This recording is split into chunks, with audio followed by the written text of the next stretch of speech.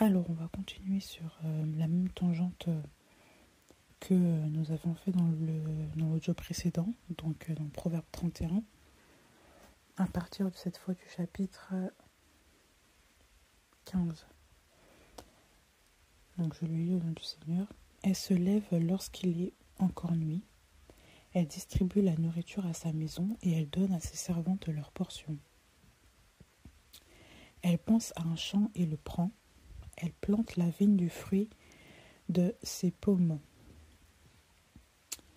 Alors, le verset 15 de Proverbe 31 nous dit, je relis, « Elle se lève lorsqu'il est encore nuit, elle distribue la nourriture à sa maison et elle donne à ses servantes leur portion. » On a vu dans l'audio précédent que la femme talentueuse ou la femme vertueuse, c'est une femme d'action. C'est une femme qui fait les choses. Donc c'est une femme, quand on la voit dans ses verbes, c'est pas une femme qui est passive. Elle est le contraire de la femme passive. Elle est le contraire de la femme oisive. C'est une femme qui pose des actes. C'est une femme qui entreprend. C'est une femme qui va de l'avant. C'est une femme qui a une vision. Parce que les gens qui mettent en place des choses, qui font les choses de manière générale, que ce soit au quotidien ou même pour les temps à venir, ce sont des gens qui entreprennent, ce sont des gens qui ont des visions. Donc les visionnaires sont aussi des gens à petite échelle au niveau des hommes. Parce que souvent, quand on entend visionnaire, on voit tout de suite les grands leaders de ce siècle. Mais ces leaders-là, souvent, ils n'ont pas une vision, une tangente qui est sur le long terme, qui est une bonne chose. Tandis que la femme talentueuse, tout ce qu'elle fait de ses actes, ça a toujours une répercussion dans l'avenir. Que ce soit pour elle, pour ses enfants, surtout pour ses enfants, sa famille, son foyer, elle fait toujours les choses dans le but d'obtenir quelque chose dans le bien pour sa famille, pour aider les gens autour d'elle, pour montrer un exemple.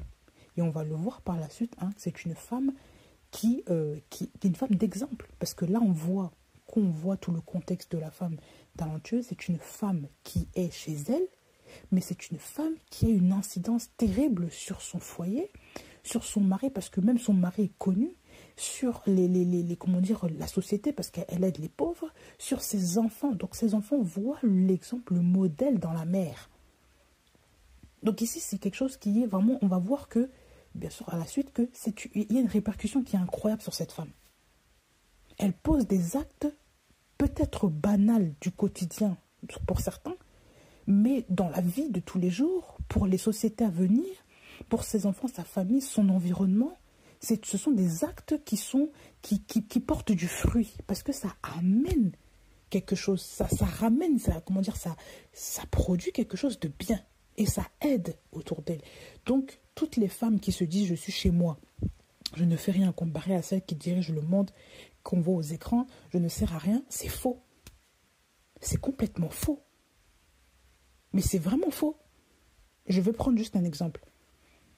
Souvent, on voit beaucoup les femmes d'origine africaine qui travaillent dans les petits champs, machin, qui ramassent leurs petits trucs là, qui font le beurre de karité, machin. Mais tout ce qu'elles font, le travail qu'elles font, sans ce travail-là, beaucoup d'industries aujourd'hui ne pourraient pas fonctionner parce qu'ils prennent les marchandises dans les mains de ces femmes-là et ils les payent selon leur salaire qu'ils ont fixé ensemble. Mais quand vous regardez vraiment à la chaîne, ce sont ces gens-là qui travaillent pour ramener ça. Parce que ce n'est pas les Européens ici qui vont aller en Afrique travailler, venir faire le travail à la place des Africains. Non, ce sont les Africaines qui travaillent et qui délivrent ces marchandises-là à ces gens-là. Parce qu'eux, ils connaissent comment retirer les choses des arbres, tout ça. C'est eux qui ont l'habitude de faire ça. Mais nous, on ne voit que le produit fini. Mais sans ces femmes-là, les industries cosmétiques, même la nourriture, tout ça, les huiles, les fruits, vous ne pouvez pas obtenir ce que vous avez aujourd'hui.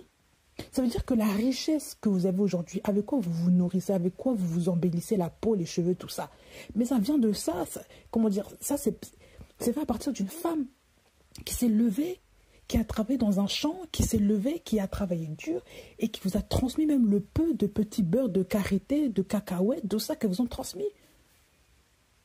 Mais oui. C'est à travers ce travail dur et pénible que les gens négligent, que les gens disent que la femme ne sert à rien. C'est à travers ça là qu'aujourd'hui beaucoup de gens mangent, beaucoup de gens s'embellissent, deviennent des personnes là, soi-disant. tous les fruits et légumes exotiques que vous mangez aujourd'hui, c'est à travers le travail des ouvriers dans les pays tropicaux et dans les pays de l'équateur en général, qui touchent l'équateur. Ce sont ces gens-là. Hein? Il n'y a pas que eux, il n'y a pas qu'en Afrique, en Asie, en Amérique latine. Tous ces gens-là que les gens négligent, c'est à travers ces petits jobs-là, ces travails-là que les gens se nourrissent, que les gens ont ce qu'ils veulent avoir aujourd'hui. Mais il y en a beaucoup de ces riches-là qui aujourd'hui touchent des millions grâce à ces petites femmes-là ou ces petites personnes qui ne pourraient pas remuer le doigt une seule fois si on leur demande de faire le travail à leur place. Ils ne pourraient pas. Parce que pour eux, ce n'est pas un travail qui valorise. Tandis que nous savons, même à travers la parole, qu'il n'y a pas de petit salaire, il n'y a pas de petit travail. Tout travail obtient sa récompense. Tout travail. Dieu ne qualifie pas de petit, de gros travail, de plus important, non. Au contraire. Heureusement que nous avons un Elohim qui est humble. Nous avons un El qui est humble. Nous avons notre Créateur, notre Père qui est humble. Hein, qui lui-même qui lavait les pieds de ses disciples pour montrer l'exemple aux autres. Parce que si on voyait toujours un Jésus-Christ qui faisait les choses, qui faisait que prêcher, mais qui n'aide pas son prochain, on allait dire, voilà, ça c'est le Dieu des riches. Voilà, ça c'est le prophète des riches. C'est le Jésus-Christ des riches. Mais non, Elohim m'a montré qu'il fallait aider son prochain, laver les pieds de ses frères et sœurs. Hein? Et que le plus grand dans le royaume des cieux, c'est celui qui sert les autres aussi. Ça, il en a parlé. Parce que ses disciples se battaient à ce sujet-là. Ils se posaient des questions, oui, qui est le plus grand parmi nous, voilà. Il a ramené un enfant parmi eux, il a dit que celui qui ressemble à cet enfant-là, c'est celui qui est le plus grand. Il faut être humble comme les enfants, il faut être comme les enfants. Mais beaucoup de gens ne veulent pas. Et si on revient sur le sujet aujourd'hui de la femme vertueuse, beaucoup de gens qualifient du travail de la femme ou du travail des femmes en général, ils qualifient ça de « ça sert à rien ». Mais or, c'est cette femme-là qui construit les enfants de demain. C'est cette femme-là qui nourrit les personnes qui nourrit les personnes dans le foyer, qui fait en sorte que la vie continue dans la maison. Parce que si elle n'est pas là, tout s'arrête. Les enfants ne pourront pas grandir. Le mari ne pourrait pas continuer à travailler si personne ne nourrit ces personnes-là. La société s'arrête. Parce que la société, à la base, c'est une famille. Ensuite, qui s'agrandit, et ça fait après une ville, après ça fait une région, une population, etc. D'où les peuples. Ça commence comme ça. Notre famille du monde humain a commencé à partir de Adam et Ève. Ensuite, ils ont fait des enfants, etc. Ils ont fait des voilà. Et on voit les enfants ensuite de Noé, tout ça, etc., qui sont répartis en famille. Mais le monde est né comme ça, à partir d'une famille. Donc ce n'est que normal que la place de la femme soit une place centrale. Parce qu'une femme qui n'est pas à sa place, eh ben, tout s'arrête. Il faut le dire. Je ne dis pas que la femme est plus importante que l'homme. Non, chacun son rôle. L'homme est la tête de la femme. Mais la femme qui n'est pas à sa place, eh ben, il y a des choses qui sont dysfonctionnelles, qui ne fonctionnent pas. Ça, il faut le dire. Il faut que chacun reste à sa place. Donc dans le verset 15 de ce proverbe 31, nous voyons une femme qui se lève lorsqu'il est encore nuit, qui distribue la nourriture à sa maison et qui donne à ses servantes leur portion. Ici, on voit encore le langage vraiment de l'action. Et je voulais m'arrêter vraiment sur le premier verbe, qui est un verbe fort. Elle se lève. Et on vous montre le contexte lorsqu'il est encore nuit. Ce n'est pas une femme qui va se lever quand il fait jour, qui va se lever en même temps que tout le monde. Non, elle se lève quand il fait encore nuit. Ça veut dire qu'on montre qu'elle devance l'aurore pour faire les choses. Alors, par rapport à votre condition actuelle, par rapport à votre contexte familial, votre personne, tout ce que vous êtes, voilà. On ne pourra pas vous comparer spécialement à cette femme-là par rapport à la nuit, tout ça. Mais on peut voir quand même plusieurs facettes dans ce message. Quand on vous parle de la nuit, on vous parle que cette femme se lève avant, enfin, lorsqu'il est encore nuit, on parle d'une femme qui prend l'avance sur les choses. Elle prend la position. Elle décide de faire les choses avant même que l'aurore ne frappe, avant même que l'œil de ses enfants ne soit ouvert, avant même que son mari ne soit réveillé pour faire les choses. C'est une femme qui anticipe. à travers ça, on voit beaucoup, il y a un enseignement très profond. Enseignement déjà de la vie générale, c'est une femme qui anticipe. C'est une femme qui prend les devants. C'est une femme qui n'attend pas que la décision tombe sur elle pour chercher une solution. C'est une femme qui cherche, comment dire, qui se lève, qui prend les devants de sa famille, qui assure la gestion en amont des choses. C'est très important. Il y a des femmes dans ce monde qui sont plus ou moins organisées, mais je pense que Dieu, qu'Élohim a donné quand même un talent à toute femme, c'est l'organisation quand même dans un foyer. Il y a des femmes qui se plaignent, oui, je n'arrive pas à m'organiser, je n'arrive pas. Mais en fait, quand tu regardes bien, c'est parce que tu ne veux pas t'organiser, parce que si on te met dans des situations compliquées, tu saurais comment t'organiser. Tu allais trouver des situations de survie, des trucs terribles pour survivre. Mais aujourd'hui, on est dans un confort. On est dans une situation où on voit des femmes qui sont tellement confortables, qu'elles ne veulent plus mettre la main à la pâte et du coup elles se lèvent en retard en même temps que tout le monde. Ça ne les dérange pas de faire les choses en retard. C'est comme si le retard est devenu, comment dire, une seconde peau. Mais ce n'est pas normal. Ce n'est pas normal. Non. Et c'est comme ça aujourd'hui qu'on voit des choses qui sont tellement raccourcies. Les femmes ne préparent plus à manger. Elles ne se lèvent plus pour faire à manger. Maintenant, elles achètent quelque chose. Le repas vient en même temps que tout le monde. Donc, elles attendent en même temps les enfants que le repas. Bon, je ne dis pas que c'est interdit, mais que ça peut arriver de temps en temps. Mais quand on voit que ça devient une coutume maintenant, que la mère ne se lève plus pour faire le repas, il faut que maintenant les choses arrivent. 14 heures, personne ne mange. Il y a un problème quand même. Vous ne voyez pas qu'il y a un souci? Ah, je n'arrive pas à m'organiser, machin. Mais attends. Les femmes qui sont dans les pays, comment dire, dits pauvres, là, appauvris, on va dire appauvris, dits appauvris, là. Et qu'ils ont combien d'enfants, là? Comment font-elles? Souvent, quand tu les vois, elles ne se plaignent pas. Elles n'ont pas le choix. Elles sont obligées de mettre une cadence. Parce qu'il n'y a pas le temps de se plaindre. C'est ici, dans les pays où on a tout le confort du monde, qu'on a le temps de se plaindre. Parce qu'on nous a transmis aussi la culture de la plainte. Et je parle surtout dans les pays, par exemple, comme en France. Aujourd'hui, dans les pays comme en France, la culture principale, c'est la plainte. Les gens se plaignent tellement pour un oui, pour un non. Ils se plaignent parce qu'ils ne vont pas en vacances. Ils se plaignent parce qu'ils n'ont pas ceci, parce qu'ils n'ont pas le petit 100 € qu'ils voulaient. Tandis qu'il y a d'autres gens qui n'ont absolument rien et qui ne se plaisent pas. Qui ne se plaignent pas, pardon. Ça, ce sont aussi des choses qui sont culturelles. Et souvent, en tant que fille d'Élohim, on peut adopter ce caractère-là sans se rendre compte, mais ça ne vient pas d'Élohim, Satan. Ça ne vient pas d'Élohim. Parce que Élohim ne nous donne pas des facultés pour que nous puissions rester là à attendre et à paresser. Quand il nous donne la faculté de nous organiser, c'est parce que nous savons que nous devons les utiliser, nous devons exploiter ça. Ce sont aussi des talents que Élohim nous donne. La parabole des 5 talents, là, vous croyez que c'est quoi? Vous croyez que le talent, c'est juste des grandes choses, comment dire, la prophétie, je sais pas, le chant, la prédication. Mais il faut arrêter de glorifier tout le temps ça, là. Oui, ce sont des belles choses, mais il n'y a pas que ça. Elohim te donne aussi des talents d'organisatrice terribles. Toi, tu préfères les laisser au placard parce que tu as une situation qui t'embête, tu préfères, ne pas essayer de ne rien faire. Mais quand il va revenir, il va te dire, mais attends, tu es une femme qui peut s'organiser très bien. Qu'as-tu fait du temps que je t'ai donné pour t'organiser?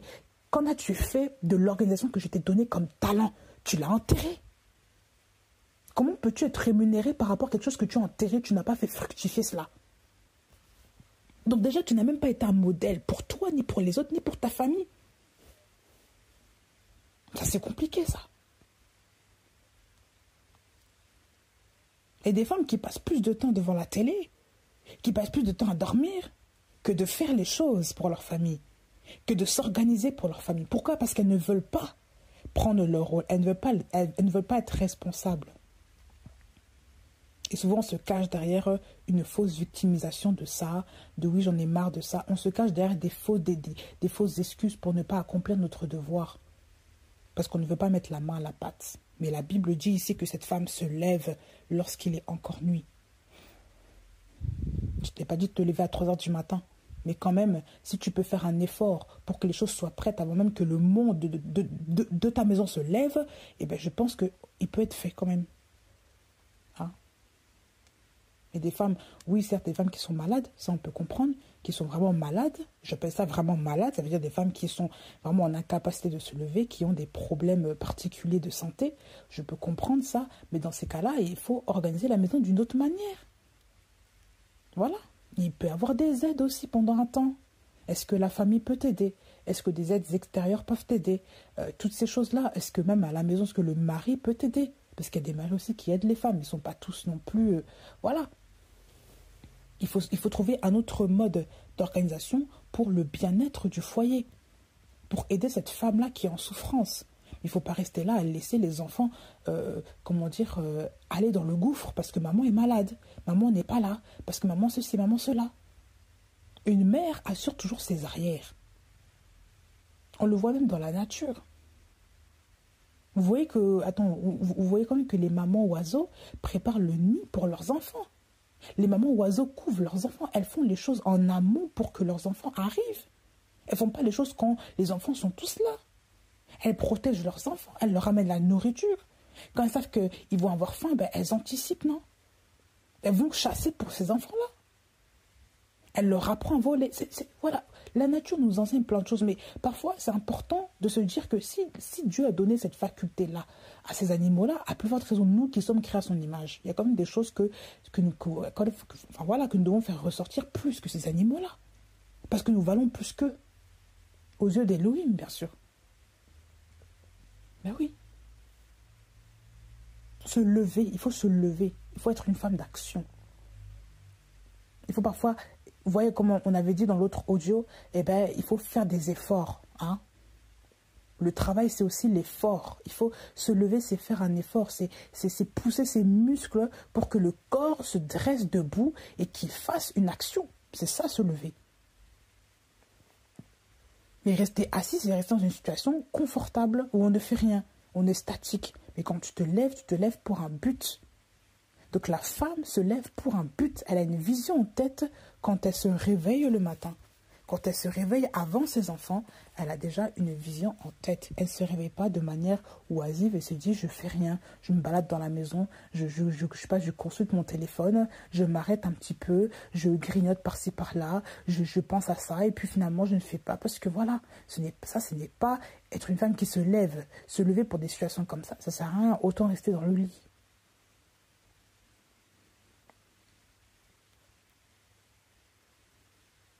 Ah bah oui. Parfois, il faut faire des électrochocs à certaines femmes. Il faut les pousser à bout pour qu'elles réalisent que souvent, leur situation est catastrophique. Elles deviennent vraiment nauséabondes de leur situation là. Voilà. Il faut les faire sortir de leur trou noir, de leur trou dépressif, de leur trou de oisiveté là, pour qu'elles redeviennent ces femmes au sens de la parole, ces femmes qui se lèvent pour leur maison. Hein? Lorsqu'il est encore nuit, lorsque tout le monde est censé être dans le sommeil, ce sont des femmes qui sont déjà en action, qui pensent déjà à l'avenir, qui sont déjà en avance sur le temps. Hein? Et là, je parle aussi au niveau des finances.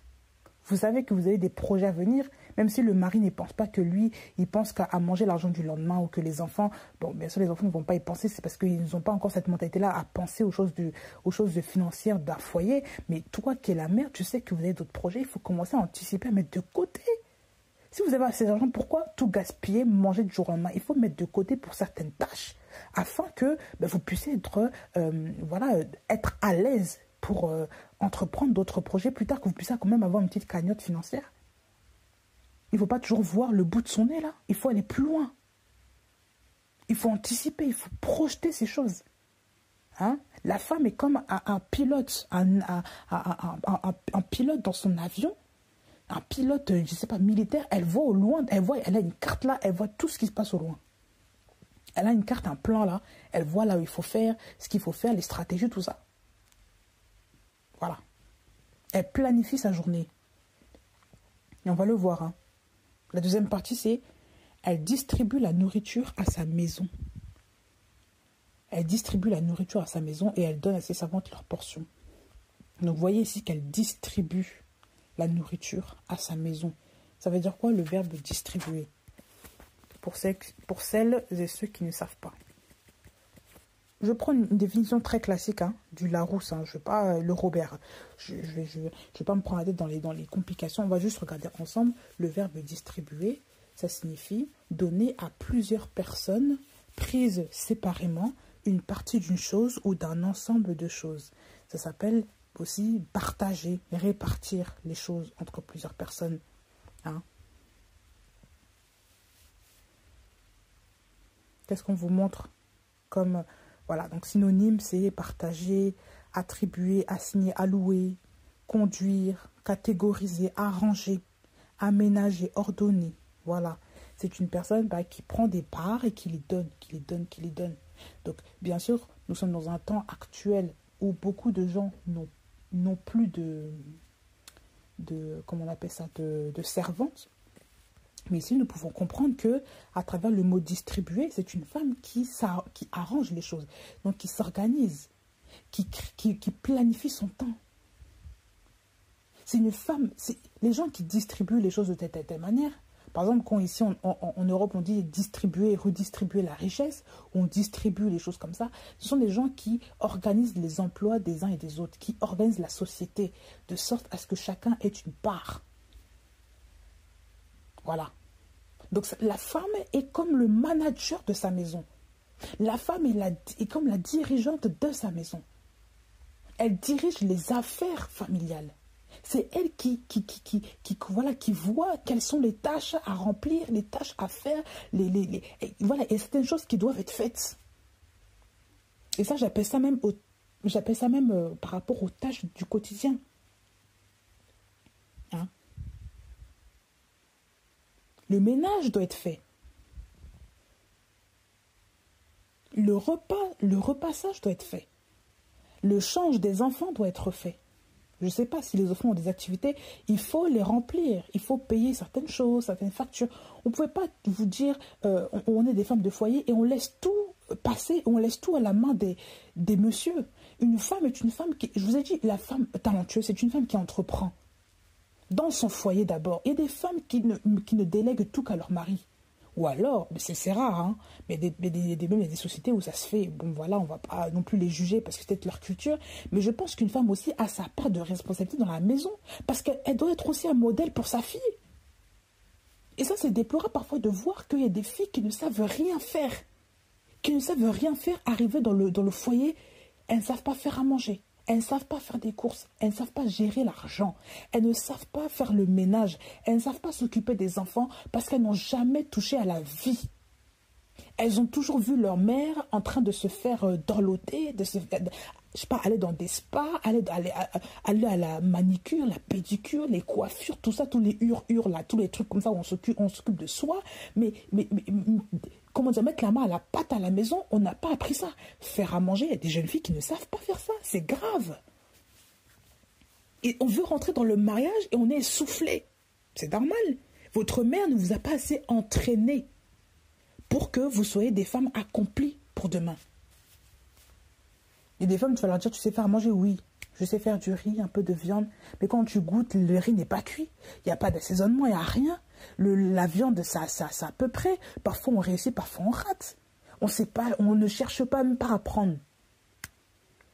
Bien sûr, tu as des lacunes parce que ta mère ne t'a pas appris. Mais maintenant, là que tu es grande, tu ne cherches même pas non plus à apprendre. Tu n'entreprends même pas ta propre vie pour aider même ta famille.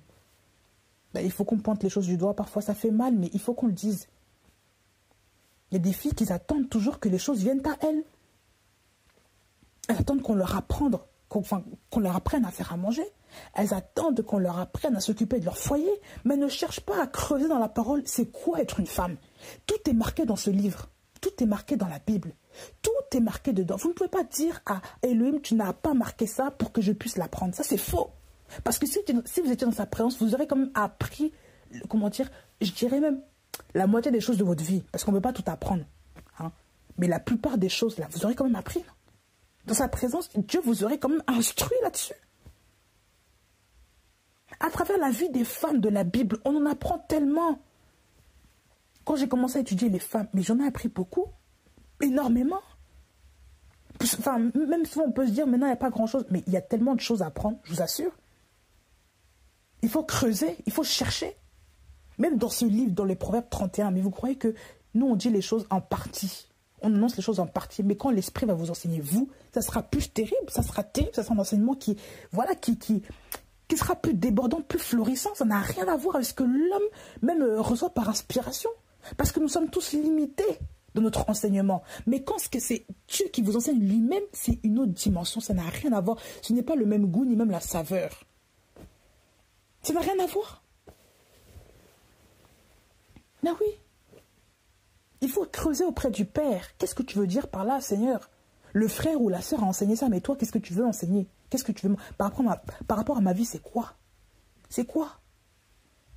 Par rapport à mon statut, mon couple, ma situation familiale, c'est comment? Seigneur, enseigne-moi. Et il va te montrer des passages clés dans la parole pour t'aider à vraiment devenir, à grandir en cette femme-là qui doit être à sa place de mère. Le Seigneur a fait du travail en moi et c'est pas fini. Chacun apprend chaque jour. Mais le Seigneur a fait beaucoup de travail au début de ma relation avec mon conjoint quand on venait à peine de se marier. Le Seigneur a fait un travail. Il m'a dit, tu ne peux pas faire ça, il faut faire ça comme ça, comme ça, comme ça. Et ça a apporté ses fruits au quotidien. Ça nous enracine dans notre rôle de mère, dans notre rôle d'épouse. Mais oui, parce que nous devons témoigner de ce que nous sommes. Et pas nous-mêmes, mais les gens doivent dire que oui, ça c'est une mère, ça. Ton mari doit parler de toi, c'est pas toi qui dois parler, dire que moi je fais ça à la maison, c'est ton mari qui doit parler de toi. Tes enfants doivent témoigner de toi que tu es une femme comme ça, comme on l'a vu aussi la femme vertueuse, on va le voir. Mais oui, ta fille doit dire demain que ma mère était une femme comme ça. C'était pas une femme qui chômait, hein. C'était pas une femme qui je sais pas, qui regardait la télé du matin au soir, non, c'était une femme qui travaillait. Votre fille doit parler de ça demain. Pourquoi? Parce que votre fille sera votre copie. Donc si vous voyez une fille qui est là, qui ne pense qu'à regarder la télé, qui ne fait rien, qui ne pense qu'à manger et critiquer les gens au téléphone, c'est parce que sa mère est comme ça? Tout simplement. Bah oui. Bien sûr, il y a des filles qui sortent de l'exception. Hein. On ne va pas se mentir qu'il y a des Cendrillon aussi. Cendrillon n'est même pas l'exemple. Mais ce que je veux dire, c'est qu'il y a des filles qui sortent quand même de la perspective de leur maman. Mais la plupart du cas, là, quand la maman a posé une influence tellement terrible chez la fille, hein, quand la fille ne s'est pas dépatouillée chez sa mère, on voit vraiment la marque de la mère chez la fille, on voit la signature, hein, je vous assure.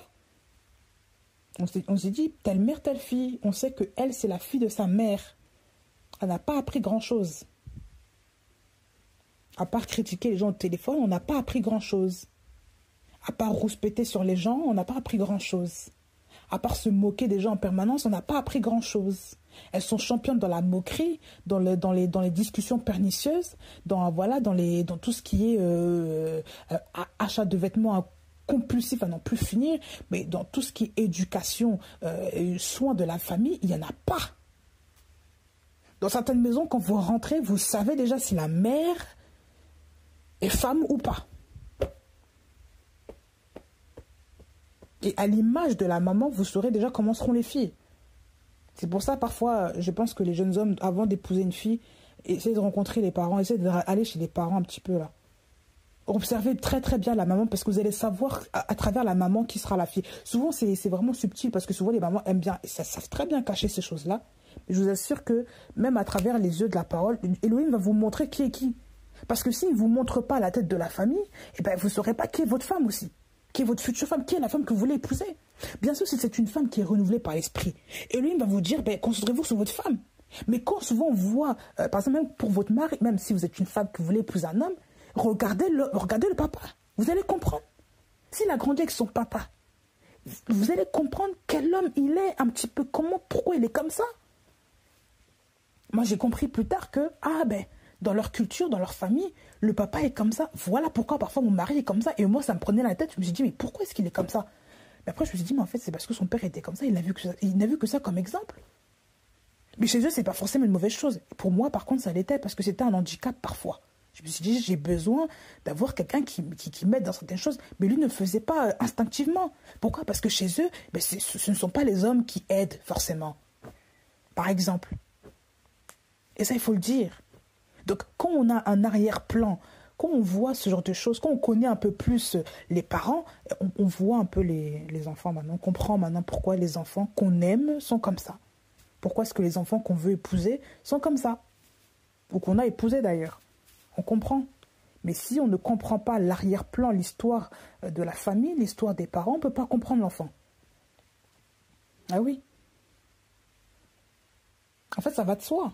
Voilà. Donc je reviens encore dans l'enseignement. Une femme qui est vraiment à sa place est une femme qui va organiser sa famille, sa maison. La distribution, là, c'est l'organisation. On ne distribue pas en désordre. On répartit correctement chaque portion. On distribue aussi son temps. On répartit son temps aussi. Donc, il y a des femmes qui prennent trop de temps, par exemple, à faire une chose. Mais elles ne mettent pas les priorités là où elles doivent être. On préfère mettre les priorités là où elles ne sont pas et on préfère bâcler les choses. Mais non, ce n'est pas comme ça que ça se fait. Elohim veut que vous soyez des femmes exhaustives. Il veut que vous soyez des femmes de principe. Il veut que vous soyez des femmes de priorité. Le maquillage, ma sœur, ma fille ou je sais pas quoi, voilà, peu importe. Le maquillage n'est pas la priorité par rapport aux soins domestiques de ta famille. Donc il y a des femmes qui oublient ça. Elles pensent que le maquillage passera avant parce qu'il faut qu'on soit toujours belle. Quand tu vois qu'il y a des choses qui sont plus importantes, tu fais abstraction, tu t'occupes d'abord de ta famille. Il faut qu'on se dise les choses. Il y a des femmes qui passent 3 heures devant un maquillage, mais dans ces 3 heures-là, tu aurais pu faire plein de choses dans ta maison. Faire à manger, t'occuper des enfants, tout. On préfère passer 3 heures devant un maquillage, devant quelque chose qui s'enlève à la pluie. Il pleut, ça part. D'accord? Quelque chose de superficiel. Que de prendre le temps avec ses enfants, sa famille, même jouer avec ses enfants. Il y a des femmes qui n'ont pas ce temps-là. Parce qu'elles sont toujours devant leur caméra, elles sont toujours devant TikTok, toujours devant les réseaux sociaux. Elles sont toujours devant je ne sais quoi. Elles sont toujours devant, les Instagram, toujours au téléphone. Elles sont toujours dehors avec les copines. Elles ne passent pas de temps avec leurs enfants, leur famille, leur foyer. Ça, c'est du désordre aussi. Ce n'est pas distribuer correctement les affaires de sa famille. C'est pas ça être une femme vertueuse. Chaque chose a son temps. Les belles-mères aussi ou les grands-mères qui, maintenant que leurs enfants sont mariés, préfèrent passer plus de temps chez leurs enfants, à enquiquiner les enfants ou les beaux-enfants, alors que chez elles, elles ne font rien. Elles ne cherchent même pas à investir un temps de qualité avec leurs petits-enfants ou même chez elles. Ce ne sont pas des femmes vertueuses. Parce que même si tu es belle-mère, que tes enfants sont partis, ou même si tu es mamie, que tes enfants sont partis, tu as quand même un rôle à jouer chez toi. Ton mari est mort. Et même si ton mari était décédé, tu as un rôle à jouer auprès de tes enfants parce qu'on dit dans Timothée ou dans Tite que les veuves doivent s'occuper de leur famille. Elles doivent passer du temps prioritaire à s'occuper, non pas à casser les pieds aux gens. Et je tiens à le dire parce qu'il y a beaucoup de femmes, quand elles vieillissent, elles s'ennuient, elles préfèrent embêter les jeunes couples qui sont mariés. Il faut préciser ça aussi. Soit elles en font trop et du coup ça énerve la jeune maman par exemple qui vient d'accoucher, parce qu'elle aurait aimé qu'on la laisse un peu, même si je veux bien de l'aide, mais je veux pas non plus que tu omnibules, que tu prennes ma place, par exemple. Ou alors, à peine je viens d'être mariée, tu débarques tout le temps, à toute heure. Ou la belle-mère qui ne supporte pas que son fils épouse la belle-fille là-bas, parce qu'elle n'aime pas la fille, donc elle va venir tous les jours casser la fille, que ce soit au téléphone ou n'importe, s'incruster n'importe quand. Des femmes qui ne savent pas où est leur place. Parce qu'elles ont peur qu'on les oublie, elles ont peur qu'on les mette de côté. Alors que Dieu n'a jamais dit qu'une femme, quand elle a des enfants, non, en fait c'est biblique que les enfants quittent leurs parents, quittent leur père et leur mère pour s'attacher à leur femme. Donc ce n'est pas normal qu'une mère veuille toujours accrocher ses enfants à elle. Ce n'est pas logique, ça c'est de la sorcellerie ça. Il faut parfois se détacher de ça. Qu'on ait une mère qui emprisonne ses enfants, on ne pourra pas avoir de relations saines avec eux. Ce n'est pas possible. Parce qu'ils ne sont pas appelés à rester dans le nid. D'accord? Donc il faut que chacune des choses se mette à sa place. Je parle de manière parfois un peu intransigeante, un peu parfois crue. Mais il faut que le message rentre. Certaines femmes ne veulent pas entendre certaines choses. Elles ne veulent pas entendre ce que les gens leur disent. Parce qu'elles se disent que j'ai déjà tout vu, tout accompli. Je ne veux pas qu'on me reprenne. Mais comment voulez-vous avancer sans qu'on vous reprenne, sans qu'on vous dise les choses en face? Il faut que vous sachiez que vous avez des erreurs. Il faut qu'on vous reprenne pour que vous avanciez. Mais oui, que vous allez sur le droit chemin. Souvent, on ne s'en rend pas compte, hein, mais c'est après, on se dit, ah, c'est vrai que c'est pas bien ce comportement. Il y a la lumière de la parole et le Seigneur aussi qui ouvre nos bouches ou même qui ouvre vos oreilles va vous faire comprendre que ce comportement-là n'est pas correct. Donc, il faut changer d'attitude. Il faut s'occuper de ses affaires, distribuer les affaires de sa maison. Même en tant que mamie, belle-mère, je ne sais pas, tu as du travail chez toi. Hein? Tu as du travail. La oisiveté n'est pas d'Élohim. On n'a jamais dit que les mamies doivent s'ennuyer parce que tout le monde est parti de la maison. C'est marqué où? Ben oui. On a vu des femmes dans la parole qui étaient plus âgées. Les femmes vieilles comme Elisheba, toutes ces femmes-là, ou la prophétesse Anne dans les temples, c'était des femmes qui étaient actives dans les temples, elles faisaient certaines choses dans les temples, elles s'occupaient, je ne sais pas, voilà des choses. Elles étaient occupées, ces femmes-là. Là. On n'a pas vu une femme qui dérangeait les uns les autres, non. On n'a pas vu ça dans la Bible.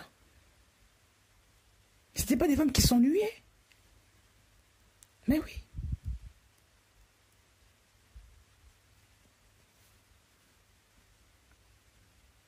Gardez votre territoire, occupez-vous de vos affaires. C'est biblique aussi, ça c'est un verset aussi. Que chacun s'occupe de ses affaires. C'est très biblique. Je vais prendre ce passage-là.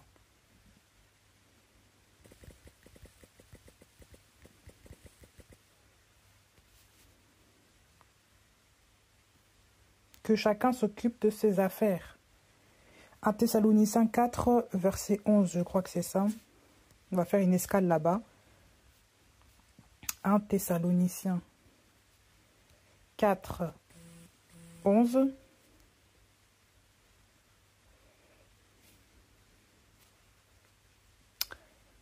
Alors Paul y parle, il dit « Mais nous vous exhortons, frères, à y abonder de plus en plus et à vous efforcer sérieusement de rester tranquille, de vous occuper de vos propres affaires et de travailler de vos propres mains, ainsi que nous vous l'avons ordonné, afin que vous marchiez d'une manière bienséante envers ceux du dehors et que vous n'ayez besoin de personne. » Donc ici, il nous enseigne, il nous indique plusieurs choses.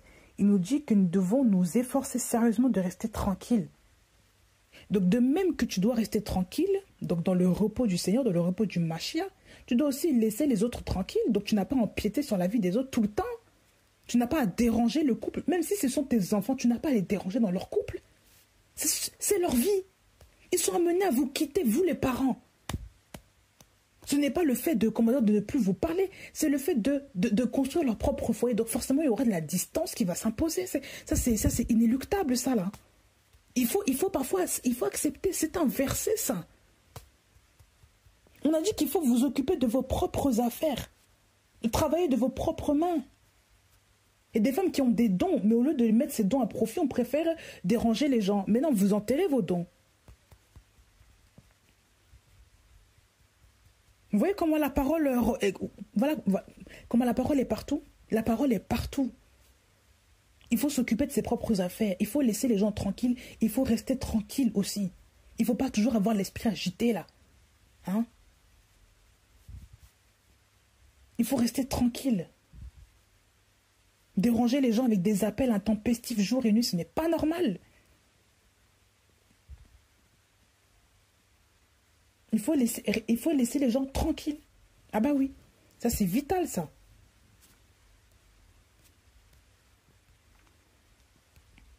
Regardez Bereshit. Bereshit 2, verset 24. C'est pourquoi l'homme quittera son père et sa mère et se joindra à sa femme, et ils deviendront une seule chair. L'homme quittera son père et sa mère. Il quittera. Et le verbe quitter là, le verbe quitter dans Bereshit, on va voir la signification en hébreu. Pour que vous sachiez bien c'est quoi la définition de ce mot-là, qu'est-ce qu'il voulait dire à travers ce mot-là, quitter. C'est le mot hébreu azab qui signifie laisser. Ça s'appelle aussi lâcher. Abandonner, non pas dans le sens que vous avez compris, abandonner Par exemple, si vous êtes malade et vous abandonne, c'est pas ça. Mais il vous laisse. Ben oui. Lâcher. Partir de. Donc partir de la maison. Laisser derrière. Laisser seul. Bah oui. On laisse derrière les parents. On ne les inculque pas dans notre vie de tous les jours. Tous les jours, on appelle la maman, le papa, la maman, le papa. Non. On les laisse seuls, parfois, entre eux. C'est important. Ou même parfois, si même la maman est veuve, il y a des temps où la maman, bien sûr, on n'a pas dit qu'il faut la laisser, il faut laisser la maman pourrir toute seule dans son coin. Mais il y a des temps où la maman doit apprendre que les enfants ont besoin d'avoir leur cocon. C'est normal. Bon, après, ils disent abandonner, négliger, apostasier. Ça, ce n'est pas dans le sens qu'on veut dire. Mais laisser détacher. Rendre libre. Laisser aller. Libérer. Donc, les enfants libèrent les lieux. Hein? Ils laissent libres leurs parents. Ils les laissent aller. Parce qu'ils quittent leur père et leur mère. Être déserté, rendu désert. Donc, les enfants sont amenés à ne plus être en présence de leurs parents quand ils sont grands. Quand ils s'attachent à leur femme, quand elles s'attachent à leur époux, ce n'est que normal qu'il y ait de la distance. Parce que eux, ils doivent partir au loin pour pouvoir accomplir leur vie de famille. Vous comprenez? C'est un passage qui est biblique, et même dans la société, même pour ceux qui ne lisent pas la Bible, c'est quelque chose qui est tout à fait, on voit ça de manière commune. Les gens se détachent, au fur et à mesure qu'on grandit, on se marie, ben on choisit une maison, on part de chez nos parents. Donc pourquoi toujours vouloir avoir ce cercle forcé, ce cercle familial forcé? L'importance de devoir regarder la parole pour rester à sa place. Parce que souvent, on aime bien introduire la culture, mais parfois une culture qui est désordonnée, c'est une culture qui amène beaucoup de désordre, qui amène beaucoup de conflits aussi dans les couples. Là où la mère doit toujours être, la belle-mère doit toujours être présente du matin au soir, et elle dérange la famille. Alors que ce n'est pas elle, elle n'est pas à sa place. Et souvent, il y a des papas qui sont encore vivants. Mais elle est là, elle dérange. Qu'elle reste auprès de son mari. Parce que Elohim n'a pas appelé la mère à être toujours dans les jupons de ses enfants-là. Ça, c'est pas de Dieu, ça. Ça vient pas de lui. Ça vient de quelqu'un d'autre, ça. Et c'est comme ça souvent qu'il y a des disputes à cause de la mère, se disant qui est au milieu, là. C'est normal, il y a une troisième personne entre vous. Il faut que les parents restent à leur place. Eh oui, on peut les voir de temps en temps, mais c'est pas des gens qui doivent toujours interférer dans votre vie. Non, c'est pas possible, ça. Et parfois, Dieu fait bien les choses. Il y a des séparations qui s'imposent. Parce que parfois, il y en a besoin. Il y a besoin d'air, il y a besoin d'air frais, là. Hein? Et les mamans, surtout, il faut arriver à couper le cordon. Même si vos enfants sont partis, que votre mari n'est plus, que vous êtes veuve. Mais vous devez comprendre que ce sont des principes. Vous ne pouvez pas retenir vos enfants parce que vous vous manquez d'amour. Ça, ce sont des choses qui ne se font pas. Ce sont des choses qui ne se font pas. Hein. Donc, il faut apprendre à laisser les gens vivre leur vie comme la parole l'entend. On n'a pas dit dans le désordre, dans le péché, comme la parole l'entend. Ils sont dans le bien, ils veulent rester entre eux, ils insistent sur le fait, par exemple, d'avoir leur tranquillité parentale avec leurs enfants, il faut les respecter. Ça veut dire peut-être que vous êtes trop envahissante, que vous en demandez trop, vous devenez un poids pour les gens. Là. Il faut pas être comme ça. Il faut respecter tout le monde. D'accord? Même vos enfants, il faut respecter leurs personnes. Sinon, ils vont vous fuir. Et ça, ce n'est pas le but, ça. Donc, que chacun s'occupe de ses propres affaires. Et dans la distribution aussi, il y a ça. Demandez à Yahweh dans quoi est-ce qu'il vous voit pour que vous puissiez être des femmes épanouies, même dans votre veuvage, même dans votre vie maintenant où il n'y a plus d'enfants à la maison, vous êtes seul avec votre mari. Même dans ça, Elohim va vous... En fait, ce n'est pas les enfants qui épanouissent la femme, c'est Elohim qui épanouit tout homme. Donc ne faites pas de vos enfants des idoles. Mais oui, il ne faut pas que vos enfants, même si parfois ça fait un pincement au cœur, les enfants ne doivent jamais remplacer la présence d'Elohim dans votre cœur. Ce n'est pas ça la raison de vivre d'une femme. Il y a des femmes qui vivent avec Yahweh qui sont plus épanouies que celles qui sont mères, même si elles n'ont pas d'enfants. Donc il faut respecter. Dieu a une place, il doit avoir la place primordiale dans votre cœur. Que vos enfants ne remplacent pas cette place-là. Eh bien oui. Il faut respecter tout le monde.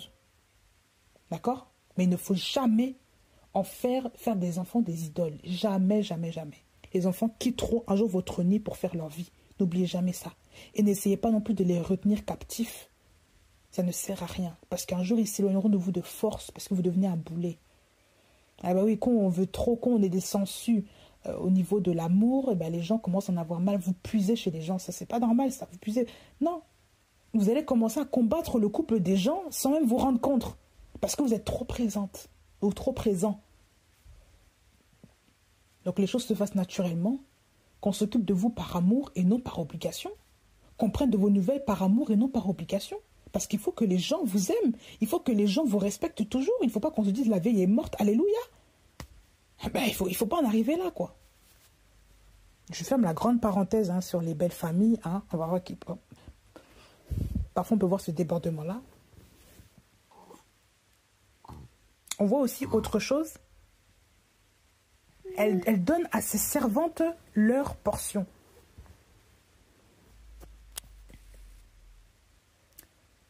Elle donne à ses servantes leur portion. Donc ça va dans le même sens aussi que distribuer la nourriture à sa maison, tout ça, c'est l'organisation. Donner à ses servantes leur portion. C'est une femme qui aménage, par exemple, dans le cas d'une entreprise, ce ne sont pas vos serviteurs, bien sûr, ce sont vos employés, mais dans le cas d'une entreprise, c'est une femme qui organise le travail de ses employés, qui organise le travail, le plan, la gestion de son entreprise. Et même, c'est une femme qui, lorsqu'elle doit, par exemple, si c'est une femme qui a beaucoup d'intendants à la maison, qui a beaucoup de personnes à son service, c'est une femme aussi qui traite bien les salariés, les personnes qui travaillent pour elle. Si vous avez des femmes de ménage, par exemple, parce que vous avez fait suffisamment d'argent pour, je ne sais pas, votre haut niveau de vie vous le permet, il faut bien traiter les gens. Il faut organiser votre journée, il ne faut pas laisser les gens faire ce qu'ils veulent. Et il ne faut pas non plus avoir 15 nounous pour rien. Mais il faut bien organiser sa vie de famille, sa vie de foyer. Vous voyez, tout ça, ça vient dans le caractère de la femme qui s'organise. Donc une femme qui s'organise, c'est une femme qui priorise les choses, qui administre bien les choses de sa famille, qui donne chacun sa part, sa responsabilité, sa tâche dans la maison et qui fait les choses correctement aussi. Même au sein du foyer, quand vos enfants sont suffisamment grands pour faire certaines tâches, elle organise aussi le travail de ses enfants. À la maison, c'est toi qui fais la vaisselle aujourd'hui, demain c'est l'autre, c'est toi qui range la table, chacun range sa chambre, etc. Voilà. Là, on ne parle pas du cas des serviteurs. Je ne dis pas que vos enfants sont vos serviteurs. Mais il faut comprendre que la mère organise sa maison. La mère administre les choses dans sa maison. Vous ne verrez pas souvent le père faire ça. À part si le père était un ancien militaire, un ancien cadre. Il a des facultés d'organisation un peu. Mais les hommes, en général, ce ne sont pas eux là qui sont à la barre pour faire ce genre de choses. C'est pour ça qu'ici, on ne voit pas l'homme là. Bon. Si on déborde un peu sur le verset 16... on dit que c'est une femme qui pense à un champ et le prend. Elle pense à un champ et le prend. Et ensuite, on vous dit qu'elle plante la vigne du fruit de ses pommes. Donc déjà, dans les deux verbes ici, elle pense à un champ et le prend. C'est une femme qui a déjà pour but d'avoir quelque chose.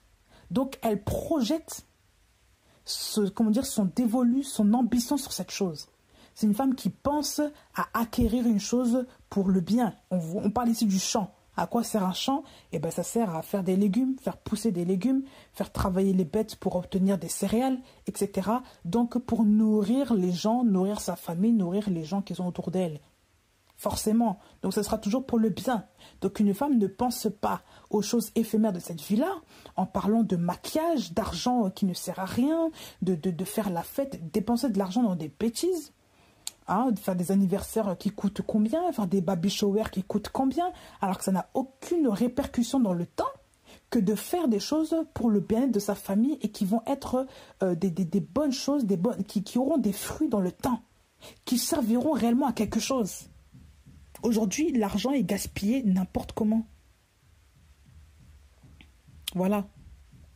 Donc, tout ce qui est télé, où on voit la télé-réalité, où on voit les Américains qui dépensent l'argent n'importe comment parce qu'il y a la télé qui passe et qu'il faut montrer absolument qu'on a l'argent, qu'on a les moyens. Ils font des vacances vraiment, des trucs somptueux, des luxueux. Mais ça, ce ne sont pas des choses à regarder. Dans le temps, nous, on regardait ça, on était petits, on ne savait pas. Mais en grandissant, il faut pas... Parce que ça ce sont des choses qui façonnent la mentalité des gens maintenant. Et de plus en plus avec Instagram, tout ça, on voit beaucoup de jeunes filles qui veulent avoir ce train de vie-là. On ne cherche plus à travailler dur, tout ce qu'on veut, c'est avoir la belle vie, le luxe. Mais elles ne savent pas que derrière, il y a des femmes qui ont travaillé pour avoir ça et d'autres qui jouent un rôle. Donc il y a deux faces. Et on oublie ça souvent.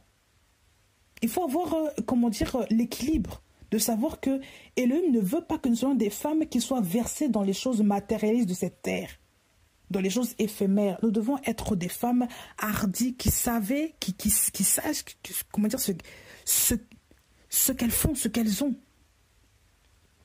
Il faut que nous soyons des femmes déterminées à faire, à vouloir ce que nous... Voilà. Il ne faut pas que nous soyons des femmes qui soient versées dans le matérialisme, dans le maquillage, dans les vidéos inutiles qui ne servent à rien, raconter nos histoires toute la journée. Ça ne sert à rien. Honnêtement, ça ne sert à rien. Perdre du temps pour ça, ça ne sert à rien de vivre pour ça. Ben oui, je vous le dis, vous n'avez aucun impact. Cette femme-là pense à un champ. Aujourd'hui, même si vous ne vivez pas à la campagne pour penser à un champ, mais quand même, vous pensez peut-être à une structure d'entreprise. Vous pensez peut-être à un projet à créer pour aider certaines personnes dans la vie. N'importe quoi. Pensez à créer une association pour aider certaines personnes. Pensez à devenir bénévole pour aider les gens autour de vous. Rentrer dans des associations caritatives pour faire quoi que ce soit de votre temps libre. Pensez à aider les enfants, je sais pas quoi, qui sont orphelins de votre pays d'origine. Par exemple. Aider les SDF autour de vous. Vous pensez à des choses qui doivent être utiles pour les autres, non pas à des choses qui ne servent à rien. Il y a des femmes qui ne pensent qu'à se faire belle. Honnêtement, à quoi ça sert? Elles pensent qu'à se promener, montrer le luxe, acheter des choses, montrer, voilà, mais honnêtement, ou alors à faire à manger, que des vidéos comme ça. Bon, parfois ça peut aider, hein, mais je vous assure, si tu vis honnêtement pour ça, voilà. Je ne sais pas. Vivre pour montrer qu'on fait bien à manger, ça ne sert à rien. C'est même pas dans des conseils culinaires, hein, c'est juste pour montrer la bonne nourriture, ça ne sert à rien. Est-ce que tu donnes ça même à tes voisins? Est-ce que tu donnes ça même à ceux qui en ont besoin? Tu as du talent culinaire, mais un talent qui ne sert à rien. Ben oui. Elle pense à un champ et le prend. Quand cette femme-là pense à quelque chose, elle pense à une action qu'elle veut mettre en place, elle ne pense pas pour rester là oisive, à rester là, et et l'idée reste, elle plane dans l'air comme ça. Non, elle va mettre tout en avoir pour l'avoir. Elle va mettre tout en action pour l'avoir. On vous dit qu'elle le prend. Ça veut dire qu'elle l'obtient. Donc on a aussi des efforts à faire si on veut obtenir quelque chose qui va nous servir pour plus tard, qui va servir pour nos familles et pour les bien-être de notre entourage. Nous devons mener mettre nos efforts en action pour obtenir cela, pour le prendre. Prendre ce champ, acquérir ce champ, en faire notre propriété. Il y a des femmes qui ne se battent pas assez pour leur projet. Par exemple, d'entreprises, peu importe, et qui se laissent aller dans le temps, et finalement, elles abandonnent ça, elles laissent ça sur le paillasson. Mais on se voit après dans des difficultés, on se dit, si j'avais pris l'opportunité de le faire, si j'avais su, j'aurais pu avoir ça. Mais qu'attendez-vous pour mettre vos actions, en manège? Qu'attendez-vous? Il ne faut pas rester oisif, il ne faut pas attendre que les choses se fassent d'elles-mêmes. Il faut faire. Il faut mettre un pied devant, il faut mettre parfois un pied dans la boue, il faut se dépatauger pour avoir ce que l'on veut avoir, même si c'est dur. Mais si vous avez la conviction que ça vient du Seigneur, que vous avez la conviction que vous réussirez, mais il faut l'avoir, cette chose-là. Il ne faut pas rester là à attendre que les choses viennent à vous. C'est pas bon aussi, ça, là.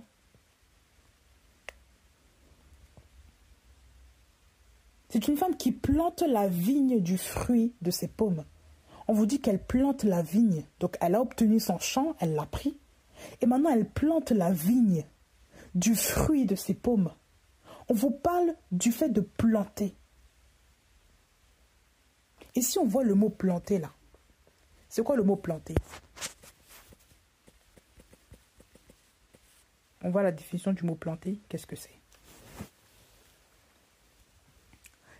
Planter, c'est mettre, fixer un plan en terre. Mettre en terre. enfoncer, faire entrer en terre. Placer debout, droit, appliquer directement et brusquement. Hein? Les synonymes, eh ben, c'est semer, ensemencer, enfoncer, installer. Donc c'est une femme qui, lorsqu'elle a quelque chose, elle ne laisse pas la chose comme ça, elle ne laisse pas le champ se détériorer. Non, elle plante. Donc elle met d'abord, elle met une semence directe là, elle pose un acte directement dedans. Elle laisse pas le champ pourrir pendant deux ans dessus. Une entreprise qui est ouverte mais rien n'est actif dedans. Elle plante, elle met des actions en place. Elle met des actions pour que l'entreprise fleurisse, pour que directement ça rapporte du fruit. Donc elle n'attend pas midi à 14h. Elle n'est pas oisive, elle n'est pas paresseuse. Elle n'attend pas que le temps agisse en sa faveur, que le soleil brille un peu pour ne pas travailler, que la pluie tape fort pour ne pas travailler. Elle va, elle plante. Et le fait de planter aussi, c'est le fondement aussi là. Hein? Le fait d'installer, on montre aussi le caractère d'une pionnière. Une femme qui se bat pour mettre les choses en vigueur dans sa vie, dans son entreprise, dans son association, dans tout ce qu'elle fait là. Quand elle obtient quelque chose, c'est elle comment dire, c'est comme si elle est pionnière dans ce qu'elle a fait, dans ce qu'elle installe. Il y a un fondement qui est là. Vous voyez pas même le caractère pionnier de cette femme-là? C'est elle qui plante. C'est pas quelqu'un d'autre, c'est elle qui le plante. Elle le plante du fruit de ses paumes ou de ses mains. Elle le plante du fruit de ses mains. Ça veut dire que le fruit de ses mains, c'est quoi? C'est la force. C'est une femme qui a la détermination, la force pour faire les choses. C'est pas une femme qui s'assit, qui attend, qui se languit devant l'argent qui va venir. C'est une femme qui plante, qui met les choses en place. Les femmes qui n'aiment que la facilité, là, vous n'allez pas aller loin, je préfère vous le dire maintenant. Si vous voyez que la vie est trop dure, eh ben, je suis désolée, non, honnêtement, s'engager dans des choses, voilà, c'est ça, hein, vous allez être bousculé à chaque fois, vous allez toujours comment dire, apeuré à chaque fois qu'on vous bouscule, ça, ce n'est pas normal. Ça, c'est pas le caractère d'une battante. On voit ici le caractère d'une battante. Elle pense à un champ, elle l'a pris. Voilà. Elle plante la vigne du fruit de ses paumes. Il y a la force ici. Le fruit des mains, là, c'est quand même la force pour planter les choses. Elle met en œuvre quelque chose pour planter les choses. Ce n'est pas une femme qui attend le surlendemain pour faire les choses. Elle fait les choses le jour même. Elle n'attend pas des années pour commencer à faire. Elle n'attend pas une opportunité sur disant qu'il va venir. Non, elle prend des risques même pour planter là où elle peut faire. Elle fait les choses. Elle n'attend pas le surlendemain. Où est le caractère de la parole? Ça, c'est le caractère là d'une femme en Elohim qui doit être comme ça. Ne vous conformez pas à ce siècle présent là qui vous dit qu'il faut toujours marcher selon, même selon le conseil des gens de ce monde là. Non, il ne faut pas marcher selon le conseil des gens de ce monde qui vous disent qu'il y a la facilité, maintenant on peut faire ça, ça, ça. Aujourd'hui, il y a tellement de facilité que les gens ne veulent plus travailler. Tu ne travailles même pas, on te donne quand même de l'argent. Ça, c'est pas normal. Tu te déclares au, je sais pas quoi, au Pôle emploi, tu reçois de l'argent, c'est tout. Ce n'est pas normal. Il y a beaucoup de gens qui ne peuvent pas, voilà. C'est pas logique tout ça là. Mais oui. Il y a beaucoup de gens qui fraudent maintenant à cause de ça. Parce qu'il y a tellement d'aide. On n'a pas besoin de travailler, c'est la facilité. Ben oui, il y a des gens même pour faire 2 kilomètres à pied, voilà, c'est trop compliqué. Qu'est-ce que c'est que ça? 2 kilomètres, c'est quoi? Il y a des gens qui font ça tous les jours, ils ne se plaignent pas. Il y a des gens qui font ça pire que ça, ils ne se plaignent pas. Ben oui. Aujourd'hui, on est dans un monde de facilité, on veut rien faire avec acharnement pour obtenir ce qu'on veut avoir. On ne veut rien faire. Ça revient aussi à l'enseignement que j'ai donné juste avant. Hein. Une femme qui fait des efforts. Il y a des gens qui ne veulent pas faire des efforts. Voilà pourquoi on se trouve dans des situations où c'est la paresse qui détruit nos vies. La paresse amène, je sais pas, des lézards dans nos vies. Ça ramène des ronces spirituelles, ça détruit tout. Parce qu'il n'y a pas de diligence, il n'y en a pas. Il n'y a pas de travail. On ne peut pas mettre la main à la pâte. Les charrues, les bœufs, il n'y en a pas. Mais on veut quand même obtenir le fruit. Mais ce n'est pas possible. Ben non. Quand cette femme-là a pensé à ce champ-là, elle a déjà pensé aussi au fait qu'elle allait planter. Mais quand tu penses à ton entreprise, pense toujours au fait que tu vas devoir travailler, investir dedans. Et non pas dans le fait que tu vas devoir obtenir d'abord l'argent. Non, on obtient l'argent que quand on a planté sa vigne. On n'obtient pas l'argent que qu'on fait rien, qu'on attend seulement que le soleil brille. C'est pas ça être une femme diligente, c'est pas ça être une femme vertueuse, c'est pas ça. Les gens sont complètement à côté de la plaque là. Les gens ont mal compris certaines choses. Ils sont à côté de la plaque. Les femmes d'aujourd'hui, il y a beaucoup de travail à faire, je vous le dis. Les enfants d'aujourd'hui, il y a beaucoup de travail à faire. Certaines filles qui ne savent rien faire, là, qui ne savent même pas cuire cuire un steak, faire à manger, assaisonner, s'occuper des enfants. On se plaint déjà, on pleure quand l'enfant pleure. On trouve ça normal. Avec un enfant, on n'en peut plus. On est là, on se plaint, on le jette à la nounou, à la crèche, à la grand-mère. Mais tout va bien. Pourquoi? Parce qu'on ne veut pas s'occuper des choses. On ne veut pas être acteur dans sa vie. C'est normal que les choses n'avancent pas. C'est normal. On se retrouve avec des femmes qui sont oisives. Oisives. La oisiveté, ça nous tue. Surtout dans nos systèmes trop industrialisés, on a tellement facilité la vie aux gens que les gens maintenant deviennent comme des légumes vivants là. Hein. C'est tout. Ils ne savent rien faire. Tu leur demandes de faire quelque chose, ah ben moi je sais pas faire ça. Moi c'était ma grand-mère qui faisait ça du temps, la nourriture comme ça là. Hein. Moi je sais pas faire à manger comme ça. Moi je sais pas faire ça. Moi le ménage comme ça toute la journée je peux pas. Moi je suis obligée d'appeler une femme de ménage. Moi j'en peux plus de torchonner comme ça à la maison là. Je suis obligée d'appeler la femme pour m'aider. Hein. Faire le repassage c'est pas possible. Pourquoi? Parce qu'on a perdu le sens du travail, le sens de la responsabilité, on l'a perdu. On s'est tellement laissé façonner par la société, cette société-là qui est complètement perdue là, qu'aujourd'hui il n'y a plus de valeur. La femme aujourd'hui n'a plus de valeur. C'est pour ça que les hommes peuvent changer de maîtresse du jour, enfin même de femme du jour au lendemain. Ils peuvent changer du jour au lendemain. Ça ne les intéresse même plus. Même si tu es belle, c'est pas ça qui va faire ta valeur auprès d'un homme. Il y a des femmes qui sont belles, mais tu es belle pour rien. Tu ne sais rien faire. Comment veux-tu que l'homme reste avec toi? Il préfère même partir avec une plus moche qui s'occupe de lui que de rester avec toi. Ben oui. Regardez même le cas des divorces aujourd'hui. Ce qu'il n'avait pas avant dans le temps. Quand tu regardes bien, oui, des histoires ridicules. Les gens avant se battaient pour ne pas en arriver là. Il n'y avait pas beaucoup de divorces avant dans le temps. Aujourd'hui, regardez vraiment l'ampleur des choses. Et les situations étaient vraiment compliquées pour divorcer. Aujourd'hui, tu divorces, tu veux plus te marier avec lui, ben divorce. C'est pas grave. Un mois après, c'est pas un problème. Regardez comment la vie est faite. Tout est facilité pour le mal. Tout est facilité pour la bêtise, pour l'abrutissement des jeunes. L'abrutissement des jeunes femmes, des femmes aujourd'hui. On vous place devant TikTok, vous êtes là du matin au soir, vous apprenez tous les trucs de TikTok, mais par contre, creusez vos vies, ça on ne voit pas là-dedans, là. Ça, c'est pas normal, tout ça, là. Il faut être des femmes organisées. Il faut être des femmes qui plantaient, qui travaillaient, qui s'acharnaient sur ce que vous voulez avoir. C'est très important. Que Dieu vous enseigne encore, que Dieu vous garde, et que Dieu vous bénisse dans le nom du Seigneur. Amen.